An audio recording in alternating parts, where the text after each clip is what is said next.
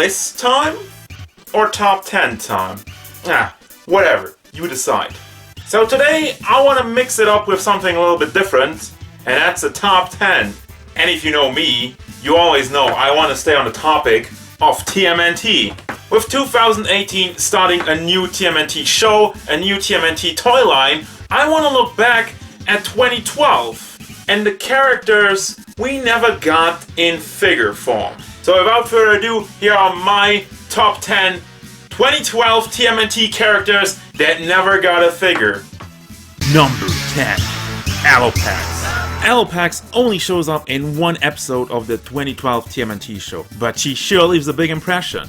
Now I don't want to spoil anything here, but let's just say she takes something from a Bottle Claw. On top of that, Pecks is a reoccurring character in the IDW TMNT comics, which is a whole nother series that deserves some figures. Her design is something different as well, as she's rocking a more traditional Japanese outfit. Oh, and I don't remember getting any mutant foxes in any of my TMNT lines. And guess what? Foxes are awesome.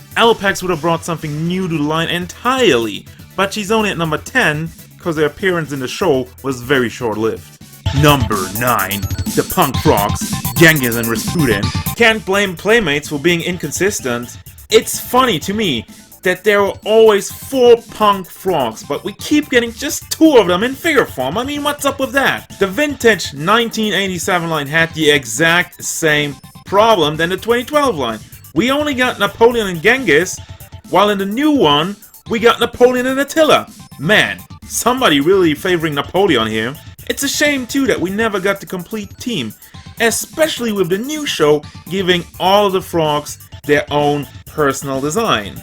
I'm especially a fan of Genghis because they went the extra mile in making him look like a frog version of Genghis Khan, complete with epic mustache which is made out of their skin. How awesome is that? Number 8. Mona Lisa.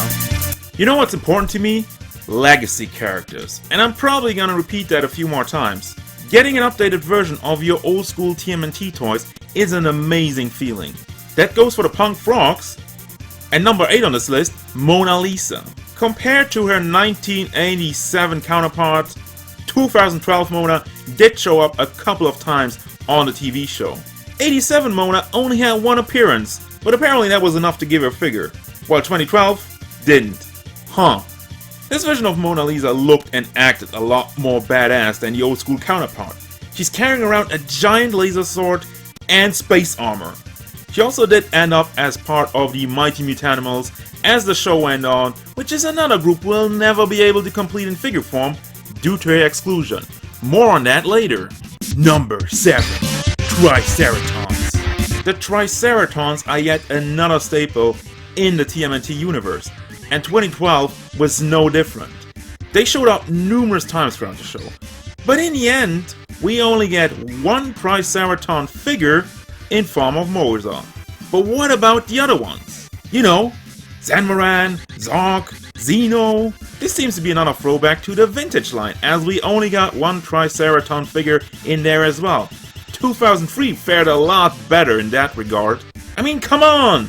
The main idea is the Triceratons are supposed to be this huge empire of an alien race. And you can't really have an empire with just one figure. I just want to have a cool looking Triceraton army to display. But unfortunately, Playmates doesn't seem to be about that life. You get one Triceraton and you'll be happy with that belly. Number 6. Pigeon Pete. And yet another forgotten member of the Mighty Mutanimals and also a staple in the IDW comics. Wow, that's 2 points for Pigeon Pete. Now compared to Pecks, Pete was heavily featured in the 2012 show, first showing up as early as season 1 during the Gauntlet episode. So why the hell was he overlooked for so long? We did get stuff like Kirby Bat, but not Pete? I mean, come on! He's a great comedy relief character who's addicted to bread, a figure that basically makes itself. Let's see, rotating eye feature, removable helmet, and bread accessory. Done. Best figure ever. They could have even made a talking version, which just makes pigeon noises. Now wouldn't that have been fun? To screw one figure, Pete should have had multiple ones. Number 5. Shinigami. I feel like sometimes you just gotta take a break from all the mutant animals. Enter Shinigami, a completely new character with no ties to previous series or comic books. So why her? Well, because she's awesome! First of all, she has a great witch, goth, vampire thing going on, mixed up with ninja action. It's another character who has accessories left and right, as she uses a Hypnostone, Kusarigama, and Claw Gloves. Now I know, she does only show up in 2 episodes, however it must have been one of the most badass introductions of every character ever, because she single-handedly takes out the Turtles and April O'Neil. And one final thing, did you know that Shinigami is Japanese for God of Death? Yeah, that's badass. Number 4. Granitor and Kraang. Mutants, ninja witches, and what else? What else do we have? Oh yeah! Giant lava and rock golems! Get ready for more legacy characters making their way onto the list with Granitor and Kraang. First seen in the 1987 cartoon show, the rock soldiers from Dimension X would make their return in season 1 of the 2012 show. Yep, we got another pair that was introduced early in the show, and I even remember getting excited for figures of them because Kraang had a hot fire new lava golem design. And I mean, Granitor looks like granite, that makes sense. But hey, they're on this list now, so you already know how that went. It's surprising to me too that they never got figures, because this is one of the Playmates special.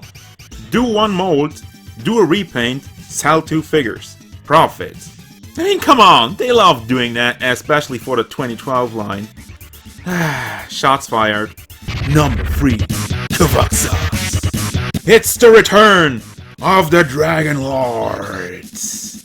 Nope, not this one. No. Move on to this one.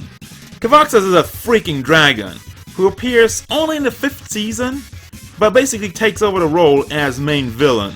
Not really figure relevant, but he's voiced by none other than Mark freaking Hamill. I don't know about you, but that alone should make him worthy of a figure. Okay, let's get serious. Cavazos looks like a threat. Half demon, half dragon, giant bat wings, piercing yellow eyes, and big spiky claws. How did that not make a good figure, I ask you? Oh yeah, right, because he's a season 5 character. And that's the common theme here, guys. The later we go into the show, the lesser figures we got out of it, since Playmates just decided to dump a whole bunch of repaints into stores instead of making new figures. We're not gonna make new figures because the line is ending, and who wants to put money into new molds? Of course not. Thus, the mythical Demo Dragon never got a figure released, leaving us with the thoughts of what could have been. I mean, how about a talking Cavazos voiced by Mark Hamill? Number 2. More Kraang. Hey, remember how I talked about the Triceratons not having enough figures to really do the army thing? Yeah, let's get back to that real quick. Just like the Triceratons, there was a severe lack of Kraang figures. The main difference being that the Kraang were way more prominent throughout the show. I mean, you could say the Kraang were the main villains next to the Foot Clan. Plus, they offered a lot of completely different designs for figures. But we only got one basic Kraang droid, which wasn't even a good figure to begin with. Just like with Shredder, I expected them to do a rework, and then move on to like, oh, I don't know, the Kraang with the blue armor, the ones with the Semillion camo, Kraang Prime, Irma bots, and the list goes on and on and on. How did we only get one figure for the second most important villain group of the entire show? Especially when there's so many options. God damn it, I want a big Yeti gorilla robot firing butt missiles, and I want it now! Number 1. Rennet. And finally, the one character who transcends time. In the show, but also in reality. It's Rennet time! Seriously, you guys, how has there not been a figure of Rennet?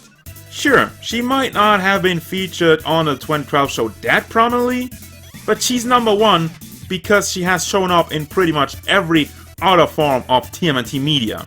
She's been in every single cartoon show, numerous times showed up in the comics, She's as much as a legacy character as it gets, but we have not gotten a single figure of her, even though she was introduced in 1986. The character is as old as I am, for crying out loud! Okay, I need to calm down. As far as the 2012 incarnation, her look is very close to the original. She has a goofy helmet, and her entire torso is covered by clocks. And overall, I think it made for a good look. It's unique, it's different, it's not a mutant animal. I mean, I love my mutant animals, don't get me wrong, but a little bit of variety never hurt anybody. In conclusion, guys, I'm just really baffled how this character, after all this time, all these appearances, all the different incarnations, has not once been put into figure form. So somebody get on that, now! So that's gonna do it for now. This list thing is still kind of new to me, so I'm really hoping to hear your input.